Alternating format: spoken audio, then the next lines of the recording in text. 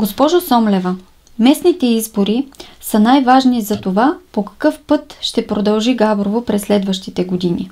Ще се включите ли в изборната надпревара? Да, ще се включим. Будно Габрово вече е незаобиколим фактор в обществения живот в града. И сдружението в течение на годините се разрасна и е вече твърде популярно.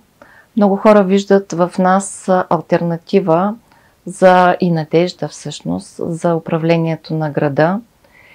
И това е причината и нашата мотивация да се включим в тези местни избори. Още повече, че става дума за спасяването на Габрово. Да, става дума за спасяването на Габрово, защото пред Габрово стоят много предизвикателства, за които не се говори, които тепърва ще са още по-голям проблем за града. И с течение на времето ние разбираме, че нищо не е направено по тези въпроси, а трябва и ние имаме намерение да се справим. Ще участвате в изборите с ново име – Граждани за общината. Какво налага Будно Габрово да се явява на изборите под различно име?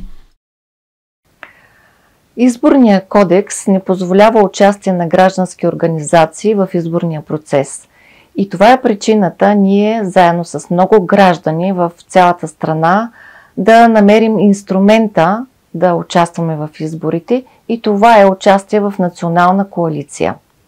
И ако вие искате да подкрепите Будно Габрово, което е с 14 годишна история и ще продължи да съществува, в бюлетината то ще бъде с името Граждани за общината. Бихте ли ни представили кандидатите на Будно Габрово за общински съветници? В хода на кампанията ще представим всеки един кандидат отделно, но мога да кажа какво ни обединява и какво е общото между нас.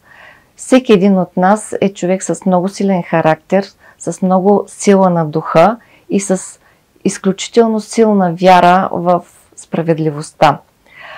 Хубавото и всъщност прекрасното е, че има много млади хора, които са решили да останат да живеят в Габрово.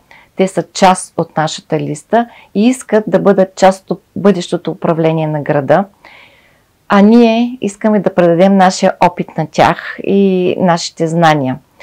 Пожелавам здраве и успехи на всички наши съграждани и на всички участници в изборите и кураж и сили да се справим с трудностите, които ни предстоят.